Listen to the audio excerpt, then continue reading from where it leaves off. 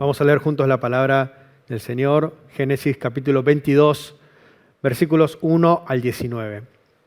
Génesis 22, 1 al 19, leemos alternadamente. Dice la palabra del Señor: aconteció después de estas cosas que Dios probó a Abraham, diciéndole: Abraham, él respondió: heme aquí. Y le dijo: toma a tu hijo, a tu único, a Isaac, a quien amas. Ve a la tierra de Moria y ofrécelo allí en holocausto sobre uno de los montes que yo te diré. Abraham se levantó muy de mañana, aparejó su asno, tomó consigo a 2 de sus siervos jóvenes y a Isaac su hijo, partió leña para el holocausto y levantándose fue al lugar que Dios le dijo. Al tercer día Abraham alzó sus ojos y divisó el lugar de lejos. Entonces Abraham dijo a sus siervos: esperen aquí con el asno, yo y el muchacho iremos hasta allá, adoraremos y volveremos a ustedes. Abraham tomó la leña del holocausto y lo puso sobre Isaac su hijo. Él tomó en la mano el fuego y el cuchillo y se fueron los dos juntos. Entonces Isaac dijo a Abraham su padre: Padre mío, y él respondió: heme aquí, hijo mío.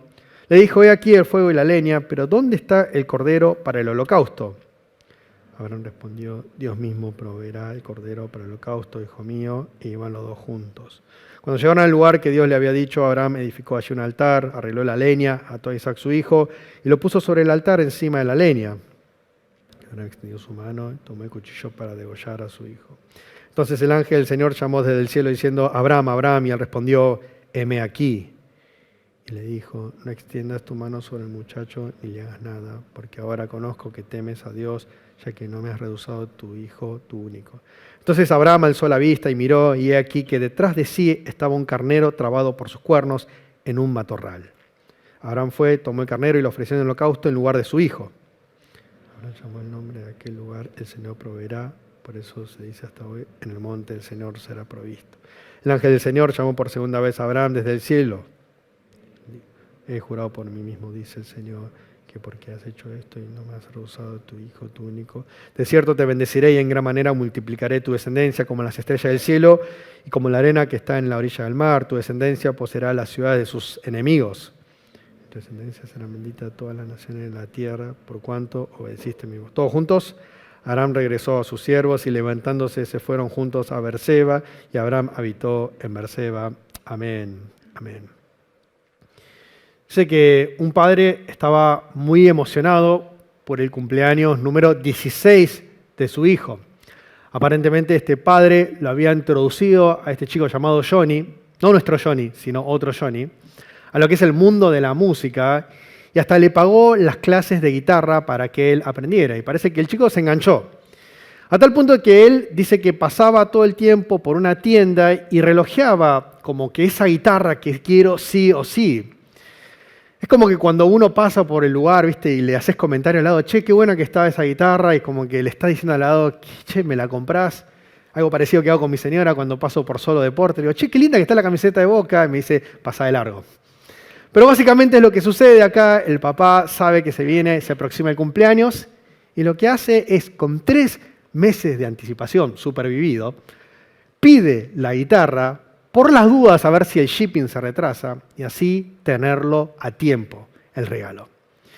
Dice que cuando llega el cumpleaños, 3 meses después, el hijo va, este chico Johnny, y le entregan la guitarra, y cuando le entregan la guitarra es como que se emociona por el regalo, pero más por lo que sucede antes de que le entreguen el regalo, porque le dan una carta, y le dice la carta, básicamente: feliz cumpleaños, hijo, te deseo lo mejor, te ama tu papá. Y dice que ese chico empezó a llorar en ese lugar, en ese momento. Y es que el regalo que había recibido era como un regalo venido del cielo, porque el papá, inesperadamente, un mes antes, falleció de un infarto, sin que nadie lo esperara, sin que nadie pudiese previsto esa situación. Un mes antes del cumpleaños de su hijo, el papá fallece. Y casi como que este regalo viene del cielo mismo para este hijo que ahora no tiene a su papá. Regalos del cielo. Los papás quieren todo para sus hijos, aunque tal vez no lo sepan expresar de la mejor manera o no pueden hacerlo por cómo fueron criados nuestros papás o nuestros viejos. Ellos quieren incluso no solamente traer un regalo del cielo, sino bajar el cielo mismo para darle los mejores regalos a sus hijos. Y cuando hablamos de regalos del cielo, por supuesto que estamos viendo lo que sucede acá con Abraham y el regalo del cielo que recibe Dios Padre, Isaac. Sin duda alguna, para Abraham, este es el regalo máximo que pudo haber recibido, el hijo Isaac. A los 100 años de edad, recibe ese regalo y ponete en ese lugar, ya no necesita más nada. No hay guitarras o camisetas de Boca que valgan porque ya recibió todo lo que quiere. No hace falta más. Cuando nosotros le decimos al otro, no hace falta más, con esto solo me basta, sabemos en el fondo que es mentira. Siempre, cuando decimos esto es lo último que quiero, queremos más. Pero Abraham tiene 100 años, ya tiene todo y ahora encima tiene el regalo de Dios que es su hijo Isaac. Ya realmente no necesita más. Con esto basta. Simplemente basta con esto, Señor. Por eso nos resulta tan emocionalmente increíble esta historia cuando el giro inesperado se da en este capítulo 22. Cuando el mismo Dios que da el regalo ahora le dice, toma a tu hijo, a tu único, a Isaac, a quien amas. Ve a la tierra de Moria y ofrécelo allí en holocausto sobre uno de los montes que yo te diré. Toma esto que es lo más preciado que es para vos y entregalo en sacrificio agradable al Señor. Tomá lo más preciado que vos tenés ahora. Tomá tu guitarra, Johnny, y entregalo en ofrenda a la iglesia. Si es al pastor, mejor. Tomá tu zapatilla que compraste la semana pasada, que vale más de un ojo entero, y entregalo para las misiones para un niño que no tiene zapatillas. Tomá esa carrera que vos estás ahora peleando por recibirte y entregala en una vida de misiones, a un lugar que nadie te va a reconocer. Tomá a tu hijo, tu único, el amado, y entregalo en sacrificio al Señor. Esto es un montón.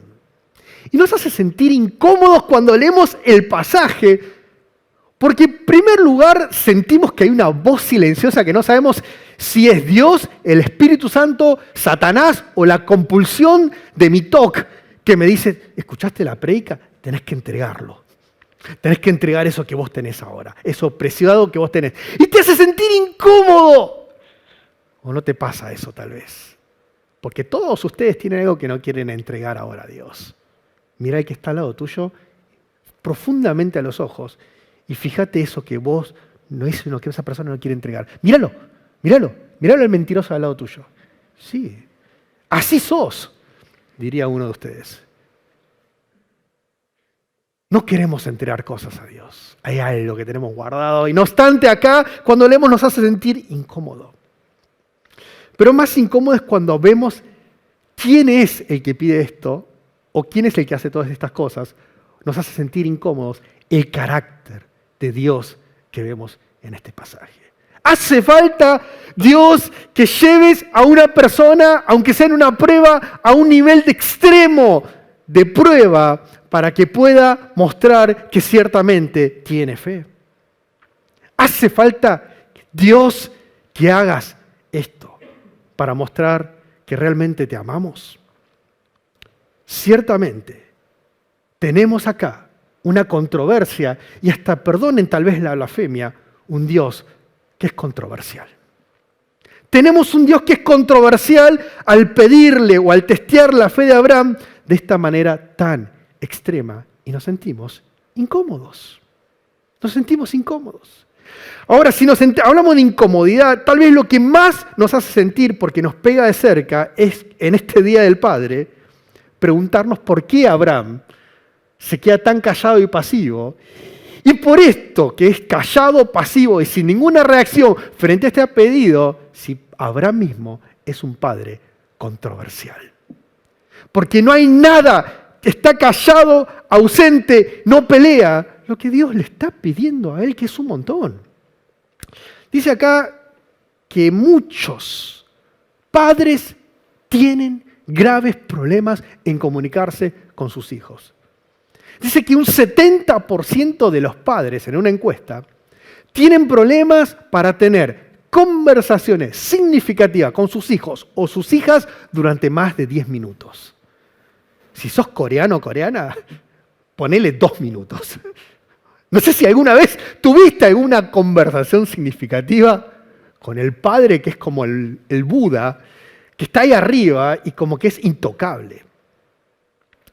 Tenemos una cultura en donde hay una separación, en donde el Padre que es silencioso, en donde no se tienen conversaciones significativas. Para eso tenés a tu amigo o a tu pareja de turno, pero no un Padre. Y tenemos un silencio acá, una comunicación que no existe, un silencio ensordecedor.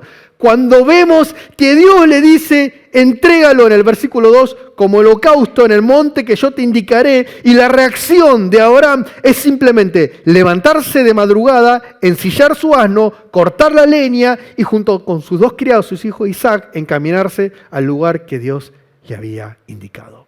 Nada de enojo, nada de reacción, nada de pelea, como sí sucede, por ejemplo, cuando Lot, su sobrino, en aquel momento casi como su hijo, es secuestrado como un prisionero de guerra en una guerra que él dijo, voy a ir con 318 y voy a tratar de rescatarlo. Dice acá, en cuanto Abraham supo que su sobrino estaba cautivo, convocó a 318 hombres adiestrados que habían nacido en su casa y persiguió a los invasores hasta Dan. Este es el loco Abraham.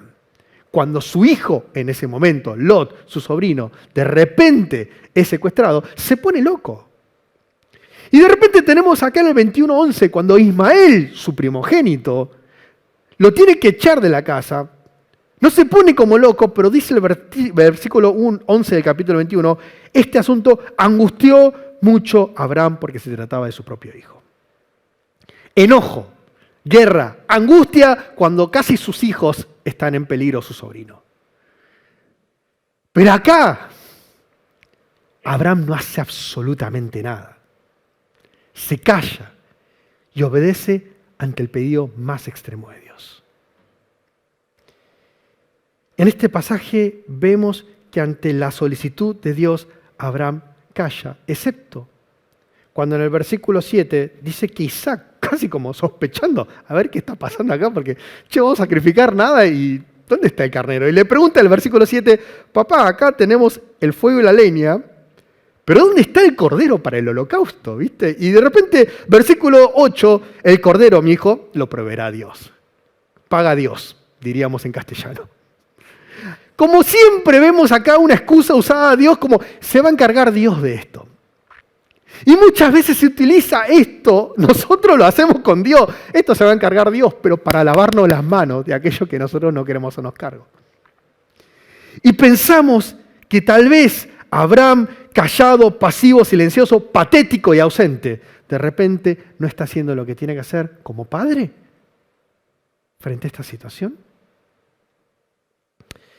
Dice que de repente acá, cuando vemos lo que está sucediendo, no necesariamente es así. Porque si vemos el versículo 6, dice que cuando Abraham tomó la leña, al final dice se fueron juntos. Y el versículo 8 dice Dios proveerá el cordero para el holocausto y iban los dos juntos. Y cuando termina toda la prueba, dice al final del versículo 19, y se fueron juntos a Berseba. Y cuando repite una y otra vez que se fueron juntos, no es simplemente el hecho que estamos agarraditos de la mano, yendo de un lugar para otro a la plaza, sino que está hablando de una profunda ligadura emocional, afectiva y hasta espiritual de Abraham con Isaac. Toma a tu hijo, tu único, a quien amas. No estamos hablando de una relación en donde Abraham no le da bolilla a su hijo, sino que estamos hablando de una relación íntimamente profunda entre el padre y el hijo que no debía ser quebrada jamás, a menos que Dios mismo sea el que lo pide. Y de repente, porque es Dios el que pide eso, tenemos que Él tiene que cortar aquello que nunca tuvo que haber sido cortado, que es la relación con su hijo. Porque hay cosas más importantes que el hijo o el regalo del cielo. Porque para Abraham, antes de ser padre, Isaac es hijo de Dios. Y porque Abraham es hijo de Dios, hay algo más importante que su hijo, que es su relación con el Padre Celestial, que no puede ser cortada por una desobediencia que él tenga con el Padre Celestial. Y porque él tiene que ser obediente al extremo con el Padre Celestial, tiene que lastimosamente entregar a su hijo o dispuesto a entregar aquello que tanto ama en sacrificio. Es un montón lo que está pasando acá. Y te pregunto, si vos hoy te encontrás en esa situación, ¿qué es lo que harías? Por supuesto que ustedes están lejos de ser padre, o espero que estén lejos de ser padre o madres en el grupo de jóvenes, en donde son tan santos. Y bueno, no importa. ¿Qué harían ustedes en ese momento? ¿Qué haces vos en esa situación? Dice que en nuestra iglesia, me lo cuenta mi papá, que es anciano, y me cuenta los chismes, ¿viste? Ya que estamos. Dice que están ahí en las reuniones de bautismo de niños. ¿Saben lo que es eso? Básicamente los padres traen a los niños para ser bautizados, y en ese momento en donde estás con tu hijo recién nacido, el pastor incómodamente les pregunta a los papás, si Dios le pide a tu hijo o a tu hija que tenés en tus brazos ir de misiones a un país que probablemente pierda su vida, ¿vos la dejarías ir? Silencio atrás como la cancha de River. Pero un padre se levantó y dijo, ¿por qué no? Si mis hijos son del Señor. ¿No existe mayor legado que un padre tenga como prioridad su relación con su Padre Celestial antes que vos? Y no existe mayor legado que vos como padre o madre podés tener el día de mañana, que haya prioridades antes que tu hijo, y no es que es tu trabajo o tu ambición, sino que es el Dios que está arriba tuyo. Se trata no de un padre controversial en el sentido negativo, sino un padre que está íntimamente ligado a su hijo, pero que sabe que hay cosas más importantes que el amor de un padre a un hijo, y es el amor con el Padre Celestial. Entonces, si el padre frío no es Abraham, tal vez es Dios, otra vez, perdónenme la palabra, un padre controversial. Se trata tal vez, y nos preguntamos, si Dios es un padre controversial en este pasaje. Fíjate que la narrativa parece que Dios está un poco alejado y hace un juego de palabras que tal vez es difícil de ver al principio, pero cuando les digo van a decir, ¡oh, qué groso esto! Que dos formas tiene la Biblia de llamar a Dios en la Biblia. La primera es llamar a Dios Jehová, o Yahvé, o el Señor, que es la forma en donde atrás en el hebreo es Yahvé, básicamente así traducido, y que habla del Dios de pactos, que cuida sus pactos y que tiene una relación con nosotros, ¿vieron? Y esa es una forma de llamar a Dios en el texto. Pero la otra forma de llamarla es Elohim, que es el Dios creador, el Dios que creó todo, el Dios soberano, el Dios que está por encima de todos, y hasta podemos decir que es un Dios muy trascendental, tal vez tan arriba que podemos en ciertos contextos entender de que está un poco alejado de nosotros. Y lo interesante de este pasaje es que la palabra Jehová, Yahvé o el Señor no se menciona sino hasta que después Abraham sacrifica el cordero y no su hijo. O sea, en medio de la prueba nunca es llamado Jehová, el Dios cercano, sino que es llamado el Dios Elohim. El Dios que está tan distante, tan poderoso, sigue siendo Dios, pero siento como que está allá arriba. Y no hacemos nosotros muchas veces esto cuando nos dirigimos a unas personas, cuando hablamos de vos, cuando estamos cercanos, o usted, cuando lo sentimos un poco lejano, lo reverenciamos. A mí me pasa cuando juego al fútbol, los jueves, que cuando el equipo que pierde, de repente me ve a mí, cuando ganan ellos dicen, pastor, ¿qué te pasa? ¿Viste? Como que empiezan a boquear, pero cuando pierden, viene así, usted se arrodilla, viene Iván, me besa la mano. Eso es lo que sucede. De repente es como que se rebaja. Soy peor que vos, ya lo sé, Iván, y eso que tenés 12 años menos que yo. Me dice usted, soberano, pastor. ¿Por qué? Porque hay una distancia de calidad, de mejor, bueno, no importa. Pero acá tenemos al Dios Elohim mencionado durante 11 versículos. Tal vez distante. Tal vez un Dios que en medio de la prueba se siente lejos.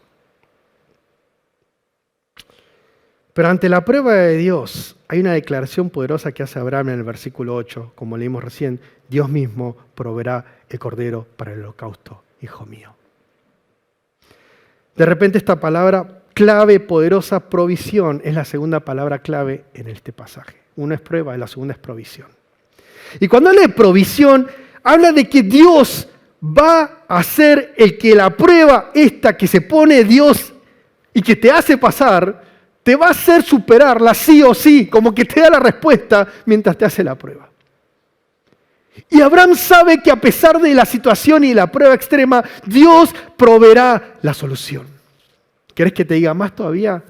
Algunos teólogos creen que este monte donde sacrifica o casi sacrifica a Isaac su hijo se llama Moría, que según el teólogo que yo escuché en mi clase me dice, este nombre significa en el monte en el cual Dios proveerá. Que básicamente cuando Dios le dice, anda al monte que Dios te proveerá, a sacrificar a tu hijo. Porque yo voy a hacer que apruebes esta prueba. Tenemos de repente que Dios ciertamente proveyó y solucionó el problema, porque en el versículo 11 y 12 dice que cuando estaba a punto de matar a su hijo, dice, Abraham, no te extiendas, no extiendas tu mano sobre el muchacho ni le hagas nada, porque ahora conozco que temes a Dios, que ya no me has rehusado tu hijo, tu único. Versículo 13. Entonces Abraham alzó la vista y miró, y aquí detrás de sí estaba un cornero trabado por sus cuernos en un matorral. Abraham fue, tomó el carnero y lo ofreció en holocausto en lugar de su hijo. Y después la confesión, versículo 14. Abraham llamó de aquel lugar, el Señor proveerá, por eso se dice hasta hoy, en el monte del Señor, o sea, Moría, será provisto. Dios provee. El Dios distante que no parece que está presente en este lugar. Dios provee. ¿Y de qué manera provee? ¿Y qué tiene que ver esto con nosotros?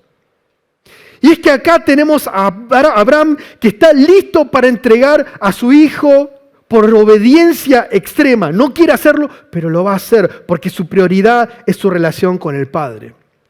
Pero Dios le proveyó un sustituto. Pero Dios Padre no solamente está listo para entregar a su Hijo, sino que el Padre Eterno entrega a su Hijo eterno en miras de salvar a aquellos que no lo merecían. Marcos 15, 33, 34, 2000 años después de esta historia. Cuando llegó el mediodía, descendió oscuridad sobre toda la tierra hasta las 3 de la tarde. Y a las 3 de la tarde, el Hijo, Jesús, exclamó a gran voz, Eloi, Eloi, lama sabactani, que traducido es, Dios mío, ¿por qué me has abandonado? De repente, el Dios, que ciertamente es controversial, no solamente está listo para poner a su Hijo a disposición, sino que lo entrega para ser dañado en esa cruz por aquellos que no lo merecen, por ser pecadores. Mientras que Abraham estuvo listo para hacerlo y Dios proveyó el sustituto, a Dios nadie le dio el sustituto, sino que entregó a su Hijo para sustituir a aquellos que somos huérfanos espirituales y podamos tener un Padre celestial. Eso es lo que nos muestra el pasaje de hoy. Como lo puso en estos términos un amigo que me marcó de por vida lo que dijo. Él me dice, a mí me encanta pescar y yo me compro cañas carísimas. No es mi hermano, pero me dijo que a mí me encanta pescar y me compro cañas carísimas. Pero si vos me pedís que esto que es mi tesoro lo tengo que vender para hacerle un bien a mi hijo, lo voy a vender, aunque lo ame, porque amo mucho más a mi hijo. Yo soy un padre loco, pero voy a darlo todo por mi hijo. Pero aunque esté loco, si yo tengo que vender a mi hijo para el bien de otros, yo no lo voy a hacer. Porque mi hijo es todo para mí. Pero este Dios loco se atreve a entregar al hijo para ser dañado por aquellos que no lo merecen. Me lo dijo en coreano esto, Inbichin Hananim. este Dios que está loco de remate, se atreve a entregar a su Hijo por aquellos que no lo merecen. Si vos crees que Dios es controversial, estás totalmente en lo correcto. Porque esto nunca tendría que haber sucedido, y no obstante sucedió. Porque el Padre quiere adoptar a aquellos que son huérfanos espirituales para que podamos venir a sus brazos hoy. Y lo que vemos a continuación, por último, es que el Evangelio se trata de estar afectados por el amor del Padre una y otra vez. Tal vez en miras de aplicar el pasaje, nosotros entendemos que tenemos que concluir, para amar a Dios hay que entregar aquello que amamos. Y te digo la verdad, me gustaría decirte que no es así, pero puede ser que eso pase en tu vida ahora. Que Dios te está diciendo ahora, tenés que entregar esto que no puedes entregar para poder recibir o poder entender el amor de Dios Padre.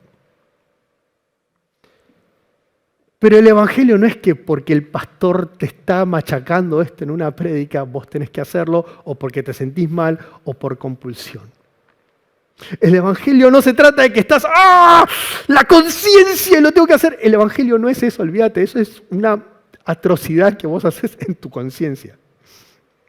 El Evangelio es que tu objetivo principal es ser afectado por el Padre de manera tal que todo aquello que interrumpe esa relación tiene que ser derribado y cortado.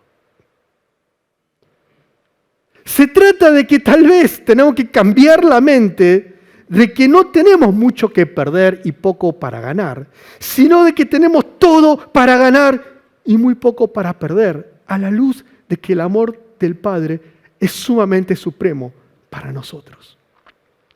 El amor del Evangelio, el Evangelio en pura cepa es esto, que el Padre afecta a nuestros corazones de manera que no hay nada que debe interrumpir esa relación en nosotros.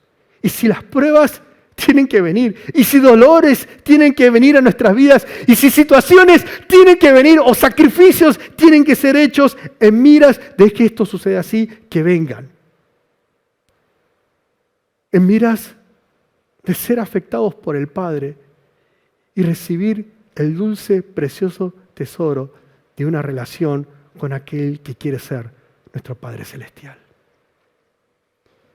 La oración que tal vez tenemos que hacer es la que hace David en el Salmo 26, que dice lo siguiente: examíname, Señor, ponme a prueba, purifica mis entrañas y mi corazón.